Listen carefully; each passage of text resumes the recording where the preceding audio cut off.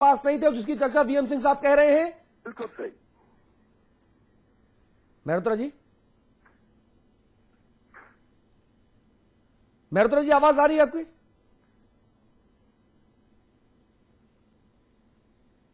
कुछ कमी है, कुछ खामी है, तकनीकी तौर पे खामी है।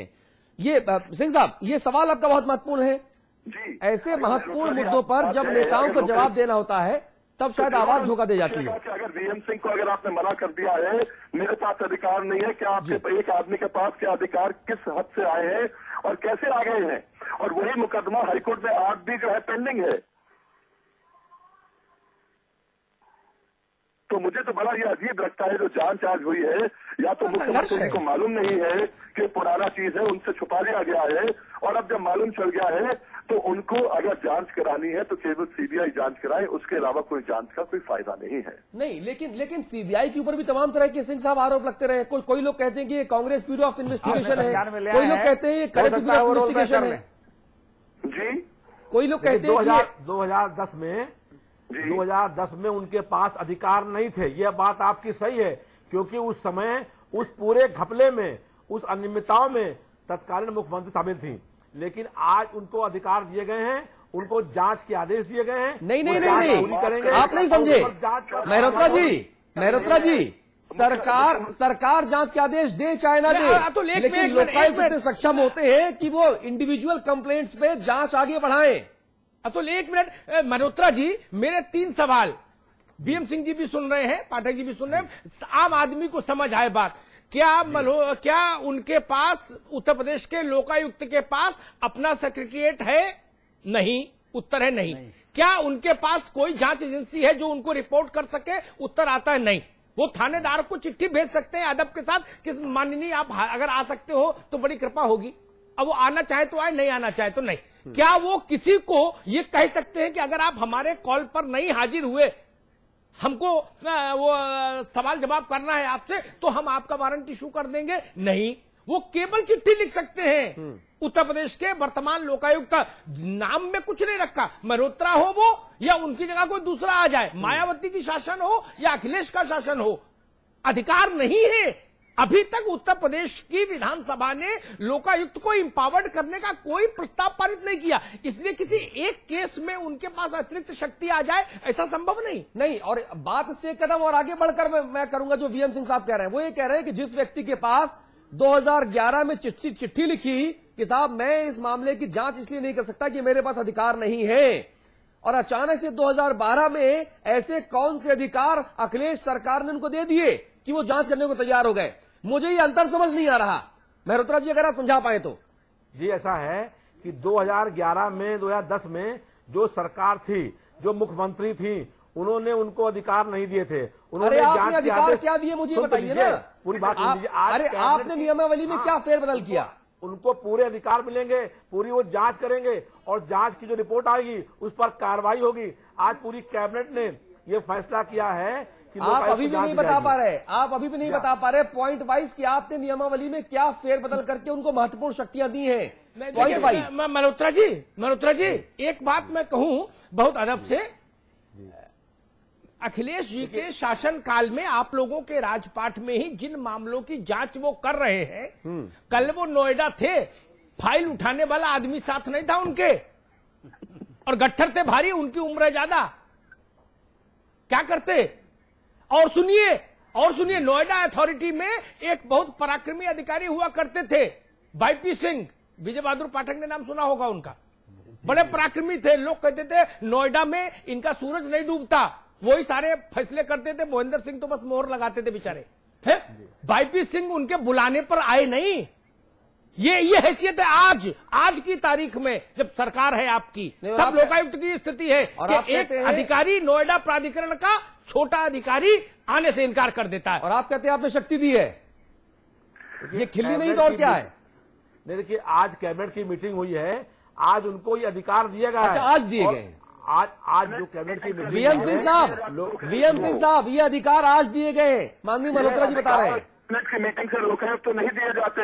अगर जो भी पास होना है तो वो जो है आपके विधानसभा में पास होगा, तो पास करना है आपको। कहाँ बेवकूफ बन रहा है या बना रहे हैं सबको यार। अरे पूरी बात सुनिए, आपने 2011 में कहा कि अधिकार उनको पास नहीं थे, उन्होंने लिख के दिया। नहीं, अधिकार की बात ऐसा समझ लीजिए, हमने जो उनको दिया उन्होंने जांच चालू कर दी, उसके बाद पिटीशन हाईकोर्ट में आ गई। इन्होंने कहा क्योंकि हाईकोर्ट में रिट पिटीशन है इसलिए मेरे पास अधिकार नहीं है। आज भी वो रिट पिटीशन हाईकोर्ट में है, तो फिर अधिकार वापस आ गया। सुनिए, उस समय उनको जांच नहीं गई थी ना, आज उनको जांच दी गई है। नहीं समझना चाह रहे। अरे मेहरोत्रा जी, वीएम सिंह साहब बहुत हिंदी में बहुत अच्छी और बहुत सरल भाषा में बात कह रहे हैं। वो ये कह रहे हैं कि साहब जब इन्होंने पूरे दस्तावेज 2010 में इनके मेहरोत्रा साहब को दिए तो 2011 में मेहरोत्रा जी ने चिट्ठी लिखी और बोला कि चूंकि ये पूरा मामला हाईकोर्ट में विचाराधीन है इसलिए इस मामले की जांच का अधिकार मेरे पास नहीं है। वो मामला अभी भी हाईकोर्ट में विचाराधीन है, तो अचानक से आपकी सरकार में जांच के अधिकार कैसे आ गए उनके पास? सवाल ये बड़ा है। उन्होंने उस वक्त कहा कि जांच के अधिकार नहीं है, लेकिन आज जो फैसला हुआ, कैबिनेट की मीटिंग फैसला हुआ। अरे भाई आप समझ नहीं रहे इस चीज को। एक अथॉरिटी जो कहता है पहले लिखित में कि मैं इसकी जांच का अधिकार नहीं रखता चूंकि मामला हाईकोर्ट में है, मामला अभी भी हाईकोर्ट में है, लेकिन आपकी कैबिनेट की बैठक से अचानक से कानूनी प्रक्रिया चेंज तो नहीं हो जाएगी ना? चेंज क्यों हो जाएगी? वो जांच, तो मैं आपसे पूछ रहा हूं। देखिए, हमारे लोग हम चाहते ये हैं कि 21 चीनी मिलें जो बेची गई थी, जो धांधली हुई थी, जो लोग उसके दोषी हैं, जिम्मेदार हैं, अरे आप कार्रवाई हो। कह रहा हूँ आप चाहते तो बहुत कुछ है, लेकिन हकीकत में वो करते नजर नहीं आते ना। सवाल तभी उठते हैं। आज आपने कहा है हम लोग इस बारे में बात करेंगे मुख्यमंत्री से, और ये बात करेंगे। हमारी बात अगर बात सही हो तो बिल्कुल कुछ ना कुछ ऐसा ठोस कदम उठाइए जो एक्चुअली जो बिल्कुल हकीकत में सामने पेश आ सके। देखिए, बिल्कुल वैसे ही जैसे आप कह रहे हैं वैसा ही होगा। जांच होगी, जो दोषी पाए जाएंगे उन पर एक्शन होगा, और जो चीनी मिलें बेची गई हैं, नीलामी उसकी हुई है, वो नीलामी निरस्त होंगी और फिर से चीनी मिलें सरकार के पास लौट करके आएंगी। मेहरोत्रा जी, आपकी नेक नियति की मैं तारीफ करता हूं, लेकिन पूरी प्रक्रिया भी समझ लीजिए ना। दरअसल आप प्रक्रिया समझने को तैयार नहीं है। मल्होत्रा जी, क्या क्या वापस करिएगा? पूरा उत्तर प्रदेश शीर्षासन कर जाएगा, अर्थव्यवस्था ध्वस्त हो जाएगी, हाहाकार हो जाएगा। इतनी फाइलें क्या क्या वापस करिएगा? क्या क्या निरस्त करिएगा? जो करप्शन हुआ है नहीं, और एक बात कहे मल्होत्रा जी, देखिए टेलीविजन पर थोड़ी सी मर्यादा की सीमा होती है, बहुत नाम भी हम आप नहीं ले सकते, लेकिन फिर भी इशारे में एक बात कहने की कोशिश करता हूं। एक जो लोग उस सरकार में एक्स्ट्रा करिकुलर एक्टिविटीज के माहिर खिलाड़ी थे, वो मुझे आज दिखने लगे कालिदास मार्ग के आसपास। और कहिए तो एक को बताऊं, शपथ ग्रहण में वो किस रंग का सूट पहन के गए थे, उसकी पूरे प्रदेश में चर्चा हुई थी उन सज्जन की। वो सज्जन नोएडा से हैं। क्या करें, किस किस को कहिएगा? जहां देखिए वही। आज पोंटी चड्ढा किस सरकार के रसूख के दायरे से बाहर है, मुझे बताइए। पूरा पश्चिमी उत्तर प्रदेश मीलों मील खरीद में उसने सरकार से हथिया लिया, उस व्यक्ति की कंपनियों ने। क्या हुआ? जेपी को जमीन दी गई ज्यादा, ग्रेटर नोएडा में यमुना एक्सप्रेस वे बना और नोएडा में जमीन दे दी उसके एवज में 1200 एकड़। उसके बाद तो आप भी रह लिए, मायावती भी रह ली, फिर आप आ गए। क्या हुआ? जेपी तो जेपी है, जेपी की तो गाड़ी चल रही ना, पोंटी चड्ढा की दारू बिक रही है ना। कहां परिवर्तन होता है मल्होत्रा जी? अगर आप मुझको माफी दें, अगर बात हो गई हो तो मैं सिंह साहब आपसे आपका आखिरी कमेंट जरूर लेना चाहूंगा चलते चलते। वीएम सिंह साहब जी बताएं। आपसे आपका आखिरी कमेंट इस पूरी चर्चा का लव्वल हुआ। मैं चाहूंगा कि आप कंक्लूड करें आज। जी मैं कंक्लूड ये करना चाहूंगा कि हो सकता है कि मुख्यमंत्री जी को जो मैंने बिंदु बताया है नहीं मालूम हो। अब जब आपके माध्यम से पूरे प्रदेश को मालूम चल गया है, जो उनकी तरफ से यहाँ पर बहस में आए थे वो मैं मानता हूँ आगे बताएंगे। और उसके बाद मैं मानता हूँ कि मुख्यमंत्री जी अब सिंसियर है इस मामले में, तो इस बिंदु को देखते हुए संशोधन करते हुए कोई ऐसा रास्ता निकालेंगे, या तो जुडिशियल इंक्वायरी कराएंगे या सीबीआई इंक्वायरी कराएंगे। कोई ऐसा रास्ता निकालेंगे जिसमें ठोस चीज हो और वास्तव में जो 21 मिले हैं वो किसानों के मिले वापस कॉर्पोरेशन में आ सके। बहुत अच्छी बात कह रहे हैं। आपका बहुत बहुत धन्यवाद, आपका संघर्ष के लिए शुभकामनाएं। बहुत धन्यवाद आपका समाचार प्रेस से बात करने के लिए। पाठक जी, माफी चाहूंगा कि आपको वक्त बहुत कम दे पाया आज मैं, अन्याय किया आपके साथ मैंने। लेकिन अब आप बल्लेबाजी शुरू कर सकते हैं। बल्लेबाजी शुरू नहीं कर रहे हैं, जी। पर मेरा ये कहना है कि यह पूरी की पूरी सरकार इन 8 महीनों में उन सारे करप्ट लोगों को कहीं कहीं संरक्षण दे रही है जो आरोपी हैं। नोएडा के 3 अधिकारियों को बताया मैंने। महेश गुप्ता जी पिछली सरकार में आबकारी विभाग से जुड़े थे, इस सरकार में आबकारी विभाग से। वो चूंकि शुरू में आपने नाम ले लिया, पॉन्टी चड्ढा ये तय करेंगे कि कौन आबकारी विभाग का प्रमुख होगा। वो आज भी हैं, उन पर भी टेंटेड आरोप हैं। जितेंद्र कुमार जी टीएटी से लेकर नंबर प्लेट घोटाले में है, वो हैं। पंचम तल पर पंधारी यादव मनरेगा घोटाले में आरोपी हैं। सारे आरोपी लोग कहीं न कहीं सरकार को चलाने में इर्द गिर्द हैं और उन्हीं उसी तरह से है स्थिति चल रही है। तो ऐसी स्थितियों में जब चल रही है, नोएडा भूमि घोटाले का प्रकरण ले लीजिए, उस प्रकरण पर भी मुख्यमंत्री ने लोकायुक्त को जांच सौंप दिया। वह भी तब दिया जब मीडिया ने पूछा। यह कारण भी यह है कि रविदास जी अगली बार जब हाउस चलने वाला हो तो फिर न सवाल लगा दें, इसलिए सरकार ने यह कह दिया कि साहब हमने जांच दे दिया। हाँ, अच्छा जांच से पाठक जी एक चीज मुझे अभी तक समझ नहीं आ रही। हाँ, नाम आरोपी का लेना हाँ, क्या गलत है?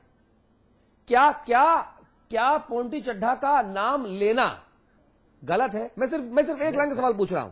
अगर आपके ऊपर आरोप है, सुनिए, अगर आपके ऊपर आरोप है तो ठोक के नाम सामने आना चाहिए, क्योंकि ऐसे सिस्टम में ही ऐसे पर्दा नशीन अरबों का हेर फेर कर जाते हैं और आम आदमी ताकता रह जाता है कि भैया कहां गया कहां गया। अतुल जी, जो बिडिंग हुई थी उसमें जो बिडिंग की स्थिति है, जो सीएजी रिपोर्ट है, मैं ले आया हूं, अगर आप कहें तो मैं दिखा दूंगा। उसमें एक ही आदमी 2 कंपनियों में डायरेक्टर है, दोनों फर्स्ट बिडर हैं और सेकंड बिडर हैं। हाँ। वो रविदास जी भी जानते हैं। हाँ। उत्तर प्रदेश के अखबार क्या लिखते हैं, वो स्थिति है कि हम भ्रष्टन के भ्रष्ट हमारे। हाँ। कल ही एक परिशिष्ट एक अखबार ने छापा। तो अगर 7-8 महीने में अच्छा ये सरकार के बताइए, बारे में अगर यह अगर perception अगर बन रहा हो। तस्वीर इतनी साफ है तो क्या अखिलेश यादव जी की सरकार को ये समझ नहीं आता? भाई पूरे के पूरे जो एक खरीद बिक्री है ये तुरंत निरस्त क्यों नहीं हो सकती? निरस्त होने के बाद जांच आगे क्यों नहीं बढ़ाई जा सकती? अतुल जी, समझ पैसा में छापने आता वाला नोट छाप तो रहा इन्हीं है, मुख्यमंत्री सरकारी जांच ने आगे कहा बढ़ था- रही है, तमाशा हो रहा है प्रदेश में। नहीं, अगर समझ में आता तो फैसले लेते नहीं। इन्हीं मुख्यमंत्री ने कहा कि कहीं दंगे होंगे तो हम डीएमएसपी को हटाएंगे। यह बात इनको 10 दिन बाद फैजाबाद में समझ में आई। आज इन्होंने डीएमएसपी को हटाया वहां से। हाँ। तो आखिर समझ में जो परसेप्शन आ रहा है, हमने पहले भी कहा कि यह पूरा का पूरा कंफ्यूजन है। सत्ता के कई पॉइंट्स हैं, उन पॉइंट्स में ये समझ ही नहीं पा रहे फैसला क्या मेहरोत्रा जी, ये कंफ्यूजन क्यों है भाई? देखिए कार्रवाई जो है, जो आप कह रहे हैं बात सही है, थोड़ा देर से हुई है लेकिन कार्रवाई हुई है। और हम लोगों को ऐसा माहौल बनाना है कि जो ऐसे भ्रष्ट लोग हैं जिन्होंने ये स्थिति में लगाई गई थी, जनता के लोगों को रोजगार मिले, किसान का गन्ना बिके, उसे पैसा मिले। अरे जनता आपकी को सारी चीनी बातें मिले। सही है, हम ऐसा माहौल बनाने को तैयार हैं, लेकिन हाँ। माहौल तब बिगड़ जाता है जब ऐसे भ्रष्टाचारी लोग पंचम तल के इर्द गिर्द चक्कर काटते नजर आते हैं, तब सारा माहौल टाई टाई फुस हो जाता है। नहीं, आपको उन लोगों की पोल खोलनी पड़ेगी और आप उन लोगों की पोल खोलिए जो लोग करप्ट हैं, और जब उनकी पोल खुलेगी जनता उनके आपके साथ खड़ी होगी और ये करप्शन रुकेगा। देखिए आपने उठाया पहले, और अरे चीनी मैं मिलों तो में जांच हुई। मैं सीधी बात कह रहा हूं। रविदास जी, एक बात बताऊं, अभी पुलिस के एक फंक्शन में अखिलेश जी बोल रहे थे। जी, अखिलेश यादव उम्र में छोटे हो सकते हैं, बहुत सारे लोग उनके चाचा ताऊ हो सकते हैं, लेकिन वो उत्तर प्रदेश के मुख्यमंत्री हैं, ये एक बड़ा पद है। जी, और उत्तर प्रदेश का सबसे बड़ा एग्जीक्यूटिव हेड बोल रहा हो, पुलिस विभाग के अधिकारियों को संबोधित कर रहा हो, तो पांव पे पांव रखे सोफे पे आगे बड़े साहब बैठे और एक साहब मोबाइल पे बतिया रहे, मुख्यमंत्री बोल रहा है। ये स्थिति, ये इकबाल है। अगर ये इकबाल है तो सत्ता इस इकबाल से नहीं चलती। एक और दूसरी बात जो अतुल ने पूछी, जिसका विजय भाई ने थोड़ा सा इशारों में उत्तर देने की कोशिश की, मैं उसको एक उदाहरण के साथ बिल्कुल साफ कर देता हूं। वंस फॉर ऑल, जेपी को प्रमोशन मायावती ने दिया था। जेपी ग्रुप का उद्भव और विकास ही मायावती जी की कृपा से हुआ। ठीक, इसमें गलत तो नहीं ना? मुलायम सिंह जी जब सरकार में आए 2002 में, तो उन्होंने सबसे पहला काम किया कि जेपी को नापो। जैकब आईएएस अधिकारी हुआ करते थे, ईमानदार, उनको जांच दे दी। जैकब साहब ने जांच पड़ताल की, थोड़ा टाइट किया और अचानक जैकब हटा दिए गए। जांच कहां गई किसी को पता नहीं लगा। उसके बाद से जेपी की जो गाड़ी चली, उसको कोई गति अवरोधक कहीं मिला नहीं महाराज। सब सरकारें आके रह ली। इतना ही नहीं, अखिलेश यादव जी संजय गौड़ के साथ एक मंच शेयर करते हैं। क्या जेपी पर किसानों के साथ छल का आरोप नहीं है?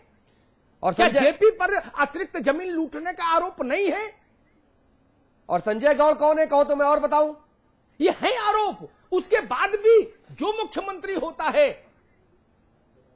उसके साथ वही बात पोंटी चड्ढा पर लागू है। मैं वही कह रहा हूं, वही बात पोंटी चड्ढा पर लागू है। गाजियाबाद से लेके और चले जाइए उत्तर प्रदेश की आखिरी सीमा तक, जहां से उत्तराखंड शुरू होता है, हर जगह आपको वेब सिटी ही की जमीन दिखेगी मीलों मील। क्या ये बताने की जरूरत है